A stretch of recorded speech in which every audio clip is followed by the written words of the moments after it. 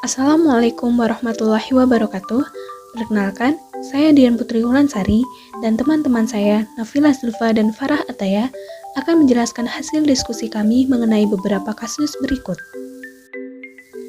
Kasus yang pertama, bagian marketing ingin memasarkan produk suplemen kesehatan dengan komposisi vitamin D dan vitamin K2. Buatlah desain pengembangan produknya.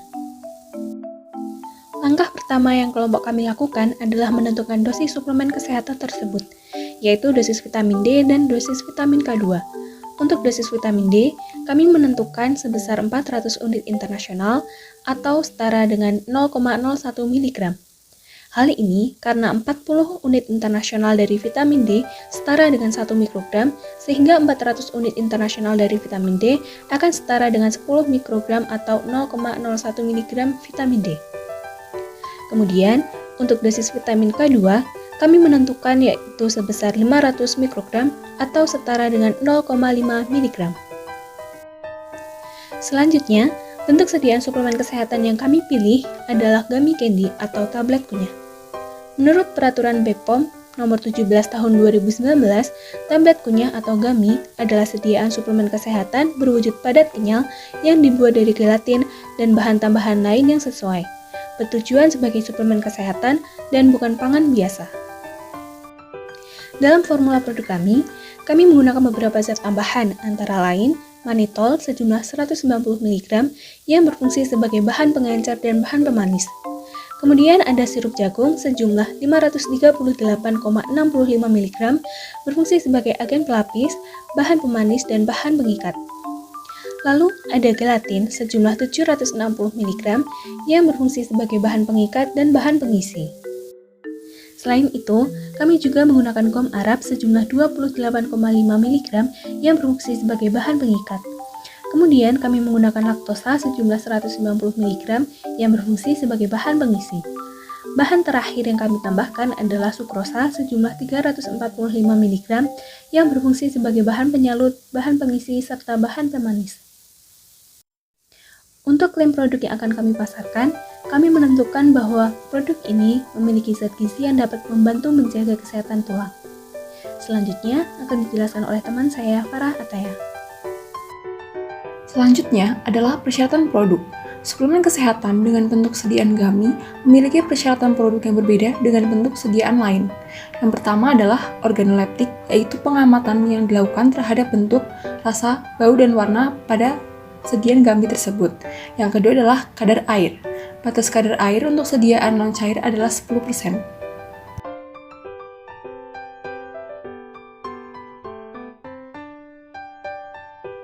Yang ketiga, merupakan cemaran mikroba dan cemaran logam berat. Berikut dapat dilihat kriteria dan batas dari cemaran mikroba yang diperbolehkan.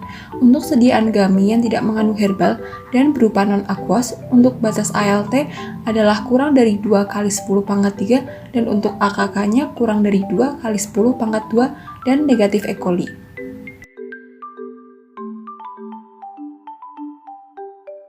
Kemudian, dapat dilihat batas cemaran logam berat. Untuk sediaan gummy yang tidak mengandung herbal, pengujiannya dilakukan sesuai dengan farmakope atau monografi. Untuk persyaratan produk yang kelima merupakan identifikasi bahan aktif, yaitu menggunakan marker atau penanda. Jika tidak terdapat marker atau penanda, dapat digunakan pola kromatografi atau fingerprint. Yang keenam adalah penetapan kadar bahan aktif yang dilakukan terhadap bahan yang digunakan dalam formula dan komposisi sesuai dengan penandaan. Penetapan kadar bahan aktif dilakukan dengan mempertimbangkan komponen bahan aktif yang mendukung klaim dan atau komponen bahan aktif yang paling tidak stabil dengan metode yang baku atau hasil pengembangan metode sendiri yang sudah divalidasi. Produk suplemen kesehatan mengandung kombinasi multivitamin melakukan penetapan kadar dengan prioritas pada vitamin yang mempunyai laju degradasi paling cepat. Bahan aktif lain pada produk suplemen kesehatan yang tidak diuji pada poin sebelumnya dapat dilakukan pemastian kadar tanpa melakukan pengujian atau quantified by input. Kemudian penandaan. Menurut keputusan Kepala Badan Pengawas Obat dan Makanan Republik Indonesia, penandaan pada suplemen makanan harus memuat sekurang-kurangnya tulisan suplemen makanan, nama produk, nama dan alamat produsen atau importir, ukuran, isi dan berat bersih, komposisi dalam kualitatif dan kuantitatif, dan kandungan alkohol bila ada.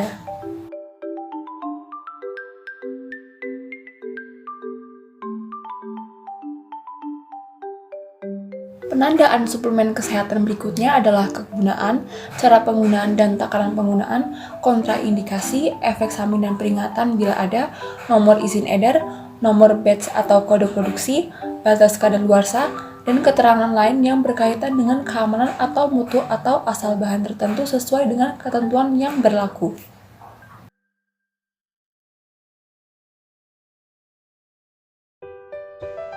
Pada kasus kedua, kami mendapatkan produk dengan nutrition fact terlampir sebagai berikut, yang akan didaftarkan ke BPOM sebagai produk suplemen kesehatan. Pertanyaannya, apakah produk tersebut dapat diterima, dan jelaskan alasannya. Diketahui bahwa nutrition fact terlampir merupakan salah satu produk suplemen kesehatan dari luar negeri, yaitu 21st Century, Century Senior, suplemen multivitamin dan multimineral.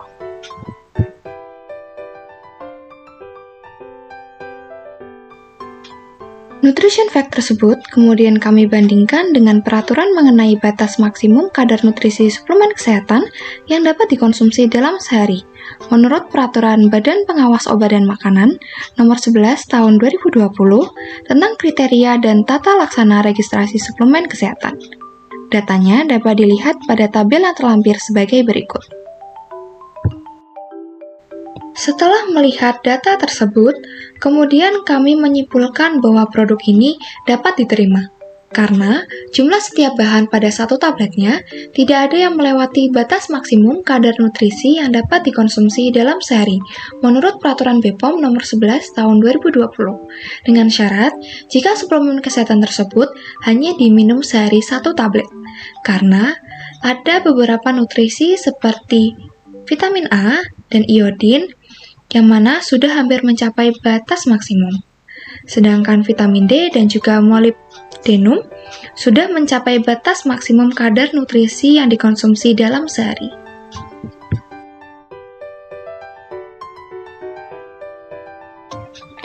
Sekian pemaparan hasil diskusi kasus dari kami. Mohon maaf apabila kami ada kesalahan dalam pemaparan kasus ini. Terima kasih. Wassalamualaikum warahmatullahi wabarakatuh. Salam sehat semua.